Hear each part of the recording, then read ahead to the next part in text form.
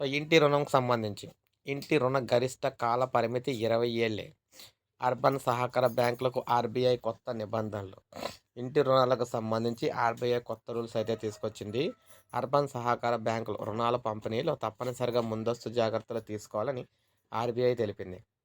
రాష్ట్ర ప్రభుత్వం ఇచ్చిన అనుమతితో ఏర్పడిన సహకార బ్యాంకు అనే కారణంతో బ్యాంకులకు పూచీకత్తు లేకుండా ఇష్టం వచ్చినట్లు రుణాలు ఇవ్వడానికి వీల్లేదని స్పష్టం చేసింది. అలాగే రుణాల పంపిణీకి కొత్త నిబంధనల ముసాయిదాను కూడా విడుదల చేసింది. అన్ని రాష్ట్రాలకు, యూసీబీలకు పంపింది. వీటిపై అభిప్రాయాలు తీసుకున్న తర్వాత త్వరలో తుది ఉత్తర్వులు అయితే జారీ చేస్తామని చెప్పారు. ఇక ముసాయిదాలో ముఖ్యమైన విషయాలు ఏంటంటే ఇల్లు, ఫ్లాటు కొనటానికి రుణం తీసుకున్న వినియోగదారులకు ఈఎంఐ చెల్లింపు ప్రారంభించడానికి ఇచ్చే గడువు గరిష్టంగా 18 ఏళ్లు మించకూడదనమాట. ఇంటి నిర్మాణం పూర్తవ్వడం లేదా ఆక్యుపెన్సీ సర్టిఫికేట్ తేదీ వరకు కూడా ఈ గడువైతే ఇవ్వాలి. ఈ 2 అంశాల్లో ఏది ఎక్కువ కాలపరిమితి ఉంటే దాన్నైతే అనుమతించాలన్నమాట.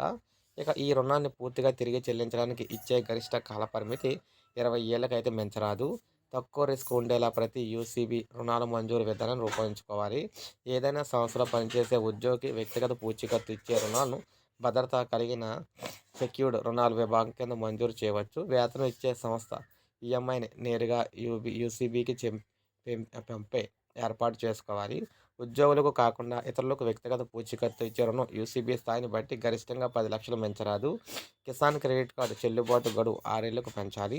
దీని ద్వారా రైతు ప్రతి సీజన్లో ఒక పంటను పూర్తిస్థాయి బ్యాంకు నుంచి నిర్ణయించిన స్కేల్ ఆఫ్ ఫైనాన్స్ పరిమితి ప్రకారం రుణాన్ని ఇవ్వాలి.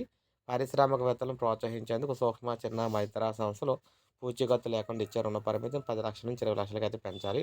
సో, ఏది ఏమైనా ఇక నుంచి ఇంటి రుణం తీసుకునేవారు ఇల్లు కానీ, ఫ్లాట్ కానీ కొనుక్కునేవారు రుణం తీసుకున్నప్పుడు వారు చెల్లించడానికి గరిష్ట పరిమితి 20 సంవత్సరాల కంటే దాటకూడదని చెప్పేసి చెప్తున్నారన్నమాట. సో, ఇది కొత్త నిబంధనలు అయితే తీసుకొస్తున్నారు. సో, ఇది అప్డేట్ ఒక లైక్ చేయండి, సబ్స్క్రైబ్ చేసుకోండి.